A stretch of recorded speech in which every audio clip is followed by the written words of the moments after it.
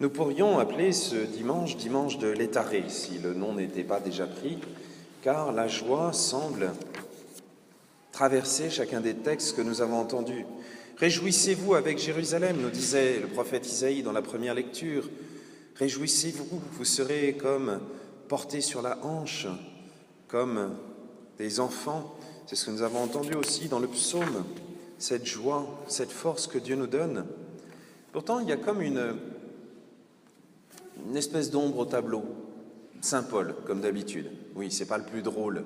Saint Paul qui nous dit « Ma seule fierté, c'est la croix de notre Seigneur Jésus-Christ. » Et on peut se demander un petit peu ce que c'est que ce Saint Paul, ce qu'il vient faire là-dedans, et si on doit l'oublier pour vivre une vraie joie. Pourtant, pour reprendre par exemple le saint patron de notre pape actuel, Saint François d'Assise, lorsqu'on lui demandait ce que c'était que la vraie joie, il disait, eh bien tu vois, la vraie joie, il était en train de marcher avec l'un de ses frères dans les montagnes, parce qu'ils avaient choisi des endroits fantastiques, mais un petit peu frais, pour installer les monastères franciscains, où il n'y avait rien, la pauvreté la plus absolue. Il disait, tu vois, si, quand en arrivant au monastère, et en frappant à la porte du monastère, on nous prend pour des bandits, des brigands, et qu'on nous laisse dehors, et qu'on nous roue de coups, et qu'on nous laisse dans le fossé, eh bien là, ça sera la joie parfaite.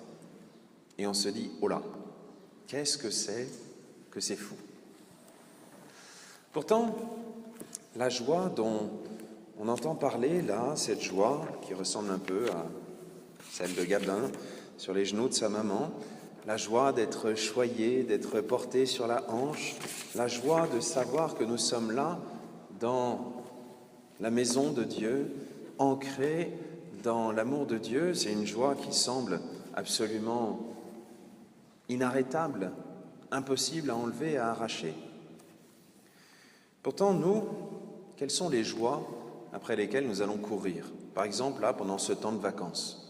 Est-ce que c'est la joie d'avoir enfin un petit peu de beau temps pour pouvoir, je ne sais pas moi, aller faire un tour en moto si elle veut bien démarrer? Est-ce que c'est la joie de pouvoir enfin récolter telle ou telle chose dans son jardin qui n'a pas été embarqué par des nuées de pucerons ou de je ne sais quoi? Mais tout ça, ces joies-là semblent un petit peu trop fragiles. Vous savez, comme des joies après lesquelles on court parce qu'on sait que tout ça, ça risque de s'arrêter un jour. Oui, c'est vrai, le monde un jour s'arrêtera, notre vie s'arrêtera, tout ça, ça s'arrêtera. Et nous pouvons nous demander ce que c'est que cette joie. Une autre joie que certains ont pu éprouver, c'est par exemple celle d'être libérés. Alors il y a assez peu d'anciens esclaves ou d'anciens otages ou d'anciens prisonniers ici, même s'il y a des anciens prisonniers de guerre. Mais la joie d'être libérés, nous avons pu l'expérimenter, par exemple, lorsque nous nous sommes libérés d'une mauvaise habitude. Ceux qui ont fumé savent bien à quel point on peut être joyeux d'être libéré. Et puis, c'est la joie qu'il y a pour chaque chrétien d'être libéré, par exemple, dans le sacrement de la confession. Lorsque on se décharge d'un fardeau, lorsqu'on se décharge d'un péché qu'on a commis et qu'on le met entre les bras de Dieu et qu'on est relevé par son pardon, ça c'est une vraie joie. Pourtant, Jésus dans l'Évangile nous dit « Ne vous réjouissez pas d'abord que le démon soit vaincu », parce que c'est ça. Le démon, là, Jésus le voyait tomber du ciel comme l'éclair. Les disciples et les 72 le voyaient sous la forme de maladies qui étaient guéries, ils le voyaient sous la forme de personnes qui se convertissaient, mais nous pouvons voir le démon tomber du ciel. Il suffit de s'approcher du confessionnal et de déposer ses péchés aux pieds du bon Dieu. Simple.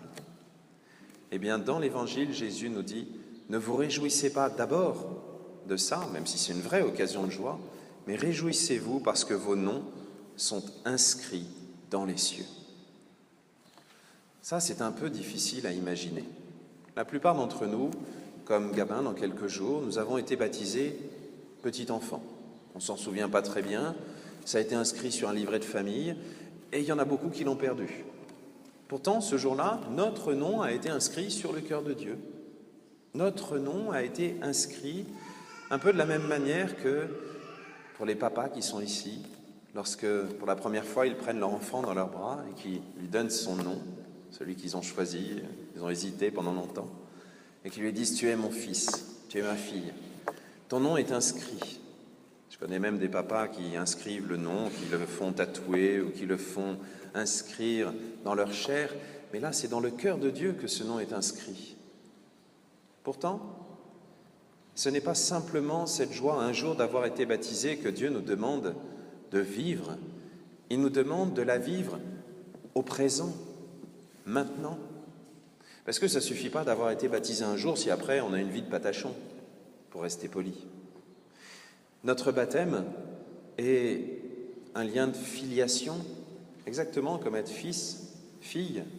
Ce n'est pas tout d'avoir un jour inscrit sur un carnet de famille « Ok, j'ai un fils, j'ai une fille », ou d'avoir sur un carnet de famille le nom de notre papa ou de notre maman. Il faut faire vivre cette relation, faites vivre cet amour. Aujourd'hui, saint Paul nous dit que sa manière de faire vivre cet amour, c'est la croix du Christ. Et soyons clairs, cette croix nous fait peur.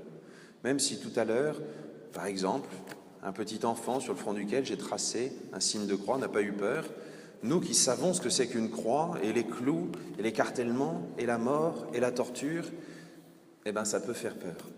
Mais la croix, c'est la mort et la résurrection. La croix, elle est dans chacune de nos vies. La croix, elle n'est pas simplement dans ces petites joies qui sont tellement fugaces.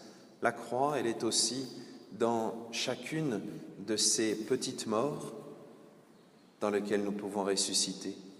Je parlais de pardon tout à l'heure, ou d'arrêt de certaines dépendances, mais il y a aussi ces croix encore plus incroyables, ces croix absurdes, ces souffrances qui n'ont pas de sens, mais auxquelles nous pouvons donner un sens. Ces souffrances comme saint Paul, qui accepte même de souffrir pour l'amour du Christ.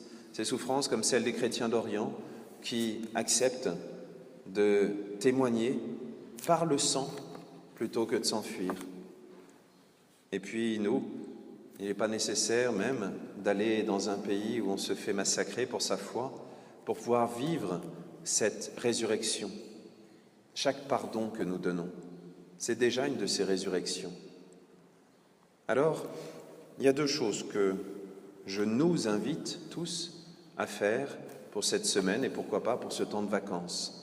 La première, c'est d'aller regarder dans notre livret de famille, celui de nos parents, la date de notre baptême, de l'inscrire en gros sur notre agenda. Et puis, puisque beaucoup ont été baptisés plutôt entre l'été, le printemps, l'été, si ça arrive là ces jours-ci, de fêter notre baptême, un anniversaire de baptême. C'est bien ça, encore une occasion de faire des gâteaux. Un anniversaire de baptême et peut-être remercier le bon Dieu. Et puis l'autre chose que nous pouvons faire, c'est chaque jour trouver une occasion de pardonner ou de demander pardon. On a tous des occasions. Alors que Dieu nous aide et que ces vacances soient remplies de vraies joies, et même si ce n'est pas des vacances, que ce temps estival soit un temps de vraie joie, un temps où nous savons que Dieu nous aime de manière infinie. Amen.